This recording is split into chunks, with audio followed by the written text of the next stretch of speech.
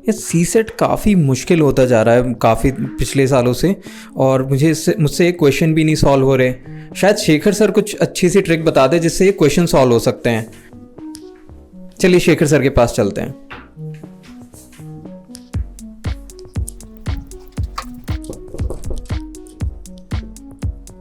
Sir कुछ questions हैं सी set के जो मुझसे सॉल्व नहीं हो रहे, क्या आप कुछ ट्रिक बता देंगे जिससे इजी हो जाए और कम टाइम लगे एग्जाम में? जी सर, व्हाई नॉट। मैंने तो सी सेट बहुत टाइम पढ़ा है, आपने टूल पढ़ा है।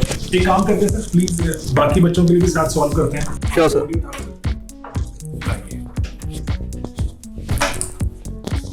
ये माइक पकड़ाइए मुझे और चलिए करें हम कुछ सवाल सॉल्व।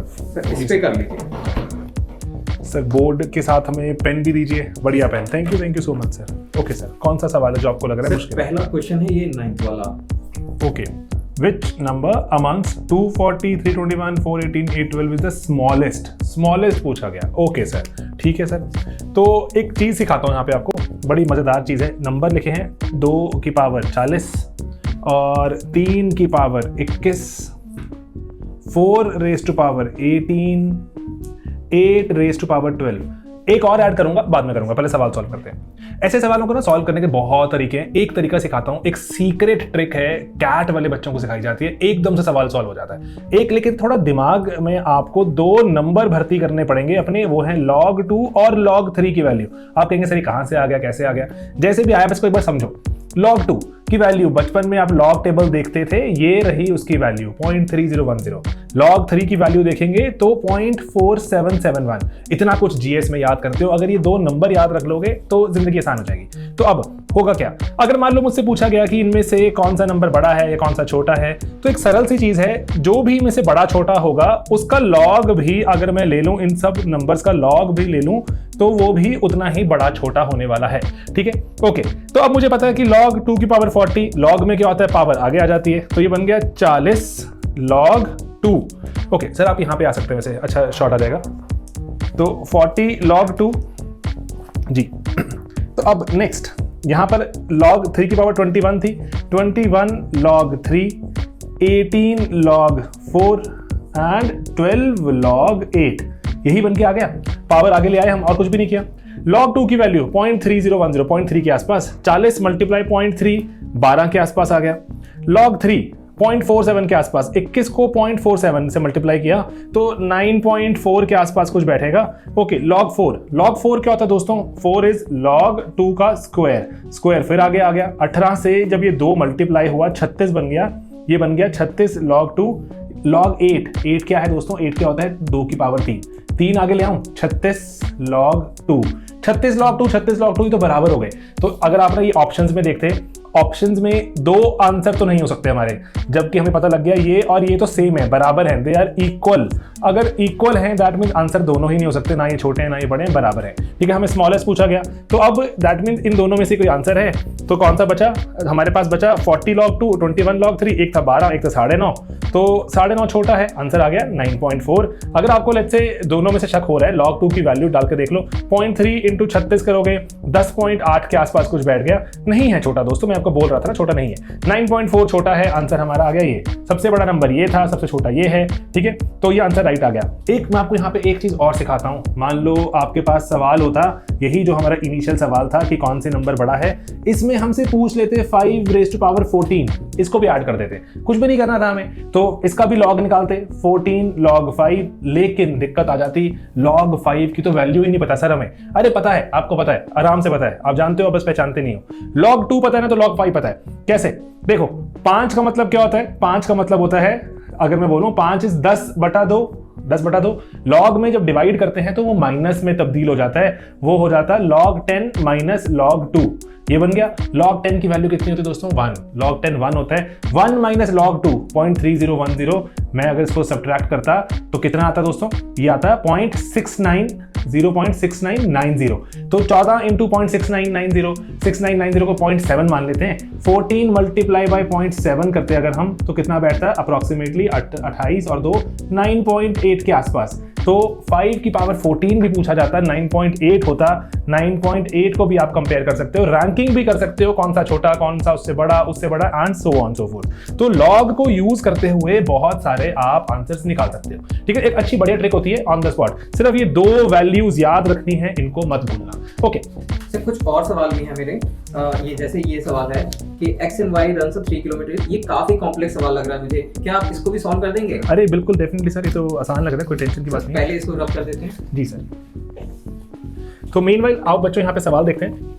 वो कह रहे हैं एक्स एंड वाई एक 3 किलोमीटर की रेस भागते हैं, सर्कुलर कोर्स है जिसकी लेंथ है 300 मीटर, मतलब 300 मीटर का कोई चक्कर लगा रहे हैं, 3 किलोमीटर तक भागेंगे। ओके, स्पीड की रेशो दी है 3:2, एक ही दिशा में, they start running in the same direction, कितनी बार पहले वाला दूसरे वाले को क्रॉस करेगा? बहुत बार देखा जाता है सवाल, इसको ना ऐसे समझ लो पहले फटाफट से।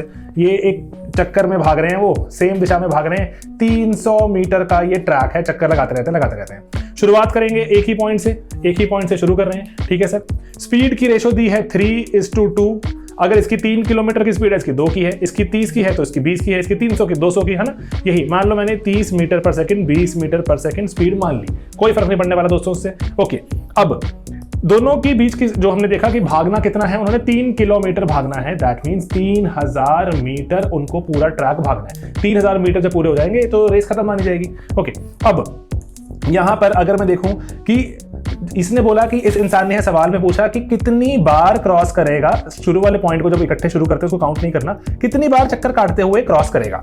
अब ऐसी चीज में एक ही चीज का बस सिर्फ एक पॉइंट का ध्यान रखना है दोस्तों कि कोई इंसान दूसरे इंसान को क्रॉस कब करता है, जब वो एक चक्कर एक्स्ट्रा लगा देगा, एक्स्ट्रा चक्कर लगा देगा, ठीक है, दैट्स इट। एक चक्कर एक्स्ट्रा का मतलब 300 मीटर एक्स्ट्रा भागना पड़ेगा उसको, तभी क्रॉस करेगा। पहले वाले से दूसरे वाला 300 मीटर एक्स्ट्रा भागेगा तो ही क्रॉस कर पाएगा। 300 मीटर क्रॉस करना है, ये 20 पे भागता है, ये 30 पे भागता है, सेम दिशा में भागते हैं तो रिलेटिव स्पीड आ जाती है 30 - 20 कितना हो गया, 10 मीटर पर सेकंड की रिलेटिव स्पीड आ गई। कि मान के चलो ये 20 पे भाग रहा है तो ये 30 पे, या फिर हम उल्टा मान सकते हैं कि ये 0 पे भाग रहा है और ये 10 पे भाग रहा है, ठीक है। तो ऐसे ही होता है ना, जब एक गाड़ी आपकी 50 पे चल रही होती है, पीछे से कोई गाड़ी 60 किलोमीटर वाली आती है, थोड़ा धीरे धीरे आगे निकलती है, अगर आप रुके होते तो आपको लगता कि ये गाड़ी तेज गई, लेकिन आप 50 पे चल रहे हो तो आपको लग रहा है 60 वाली भी धीरे धीरे आगे गई, है ना। तो क्योंकि रिलेटिव स्पीड सेम दिशा में, तो सेम दिशा में हम स्पीड माइनस कर देते हैं, माइनस कर दिए 10 मीटर पर सेकंड, 300 मीटर आगे निकलना है, 300/10, 30 सेकंड लगेंगे एक इंसान को, मतलब ए मान लो, बी से आगे निकलने के लिए 30 सेकंड्स लगेंगे एक चक्कर एक्स्ट्रा लगाने में, ठीक है सर। पूरी रेस भागने में 3000 मीटर, 3000 मीटर भागने में 30 की स्पीड से कितने सेकंड लगने वाले हैं? मैंने देखा 100 सेकंड, 100 सेकंड लगने वाले हैं। 30 सेकंड में मैं एक चक्कर एक्स्ट्रा लगा लेता हूं, 100 में कितने लगाऊंगा? 3.33 आ गया, दैट मींस 3 कंप्लीट चक्कर, और थोड़ा सा और आगे एक्स्ट्रा निकल चुका हूंगा, लेकिन 3 कंप्लीट चक्कर। यही सर आंसर है हमारा 3। आपने तो काफी इजी कर दिया ये वाला। एग्जैक्टली, बस एक चीज का ध्यान रखना है कि एक चक्कर एक्स्ट्रा का मतलब वही हमारा मतलब है कि हम आगे भाग पाएंगे, आगे निकल पाएंगे। जी सर। सर सी सेट में कुछ बहुत ट्रिकी से सवाल आते हैं, ये जैसे ये 16th नंबर क्वेश्चन है, ये कई बार सॉल्व ही नहीं होता सर, इसका ट्रिक बता दीजिए। ओके, वो कह रहे हैं order of the letters in English alphabet is reversed. अच्छा, ए से लेके जेड तक हम लिखते हैं, उल्टा कर दिया, जेड से लेके ए तक इंग्लिश लिखी गई, and each letter represents the letter whose position it occupies, then which of the following represents Lucknow. कहते हैं अगर आप जेड से लेके ए तक अगर बना देते पूरी वर्णमाला, तो जेड से लेके उस ए वाली वर्णमाला में लखनऊ क्या बनता। ओके, तो वैसे लिखकर भी सॉल्व कर सकते हो, इसमें कोई मैथ वगैरह की जरूरत नहीं है। मैं एक छोटी सी आपको फिर से ट्रिक समझा देता हूँ, क्लासों में बताते हैं, तो आपको तो फ्री में बता रहा हूँ, है ना, कोई पैसे नहीं इसके। तो जैसे वो कह रहे हैं लखनऊ लिखा है ना हमने, लखनऊ, इसको उल्टा कर दिया, ये लिखा था ए से लेके जेड तक बनाया था, अब जेड से लेके ए तक बनाओ। अब सिंपल सी चीज़ है, एक ही वर्ड मत भूलना, इसका नाम है इजॉटी।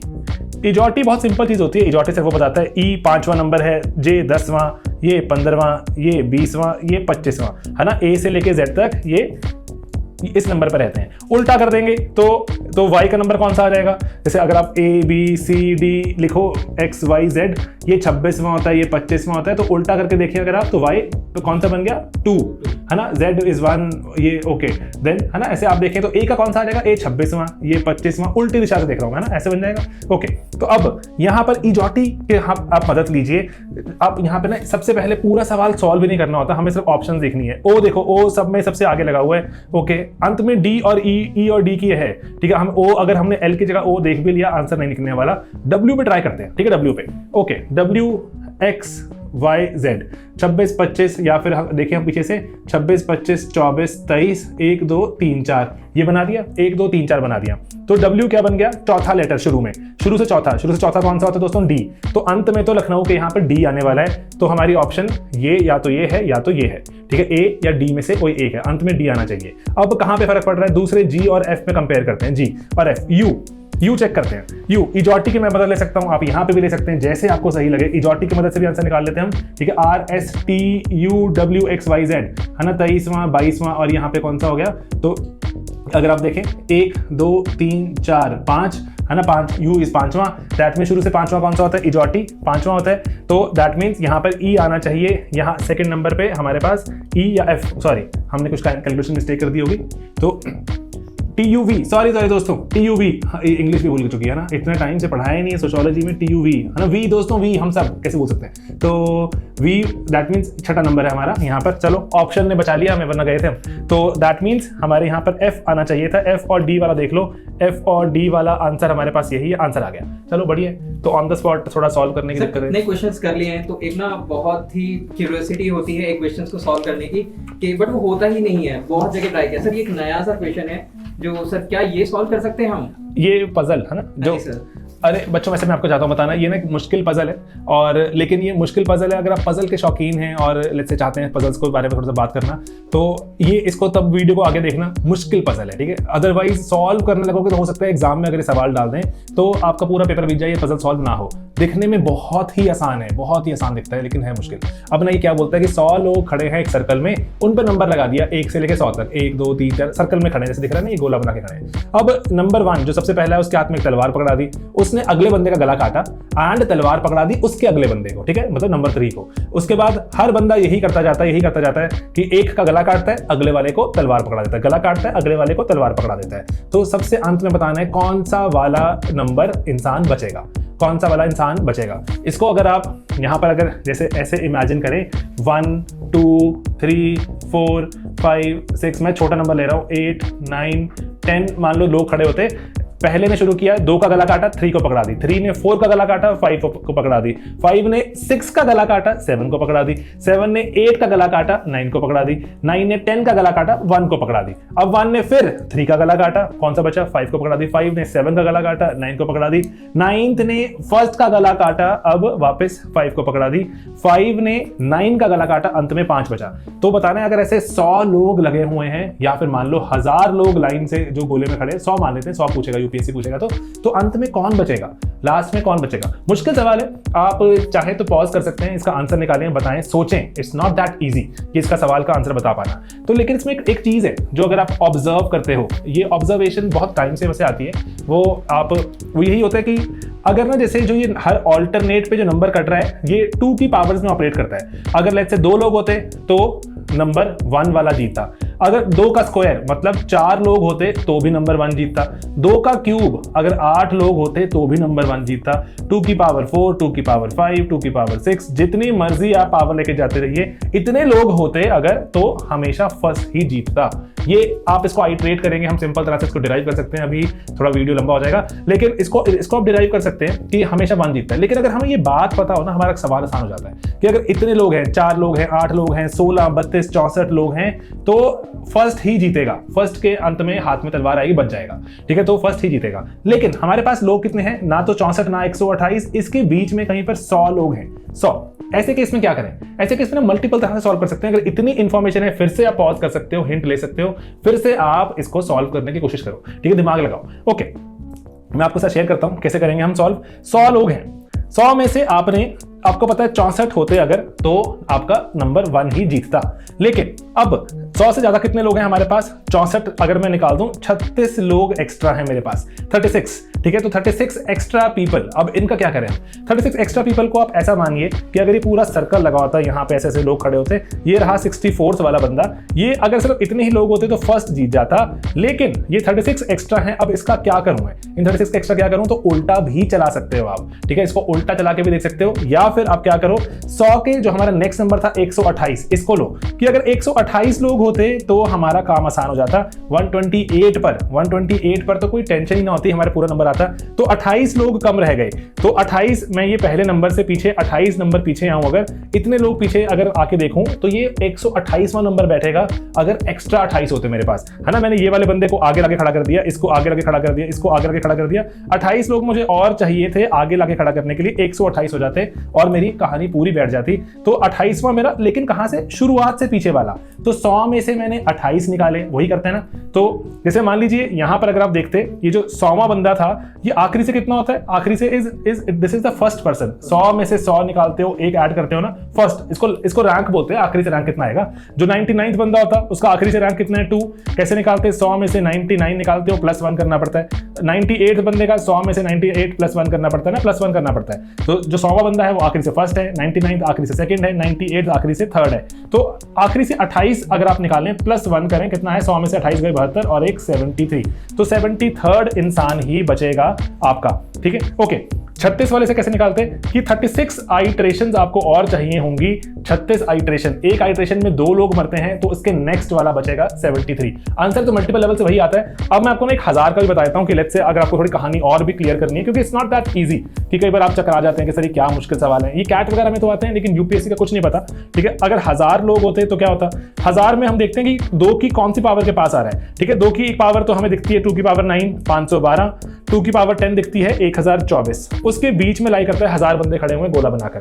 तो अब 24 और होते कहानी बन जाती, लेकिन 24 नहीं है। तो वही हमने गोला लगाया और देखा कि 24 मतलब ये इसको आगे ले आए, इसको आगे ले आए, आगे ले आए, 24 लोग आगे लेकर आने हैं। तो कौन सा बंदा आखिर में आके आगे आएगा, आप क्या करेंगे, 1000 में से 24 निकालेंगे, है ना। 24 एक्स्ट्रा चाहिए थे आपको, पूरी कहानी बन जाती। 1000 में से 24 निकाले, +1, 1000 में से 24 निकाले, आया 976 +1 इज 977।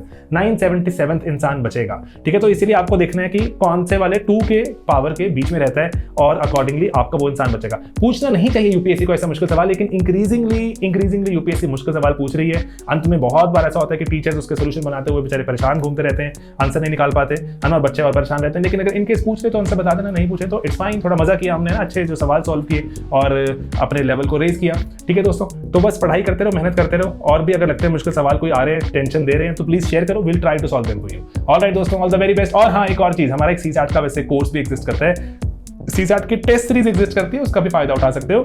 एंड वो यूपीएससी लेवल के, उसमें देर आर 6 टेस्ट है, 6 टेस्ट को दीजिए। उस 6 टेस्ट में आपके कुछ फुल लेंथ टेस्ट हैं, कुछ सेक्शनल टेस्ट हैं, उनके किसी के जो मुश्किल सवालों के हमने वीडियो भी बना के डाले हुए हैं कि कैसे समझे उनको, ठीक है। दैट्स इट, यही है बस। और इसको मैं ज्वाइन कर सकता हूँ अभी? जी सर, एब्सोल्युटली, आप इसको कभी भी ज्वाइन कर सकते हैं। ऑनलाइन होने का फायदा ही वही है कि अपने टाइम निकालिए और क्विकली बैठ जाइए पढ़ने और मजे कीजिए।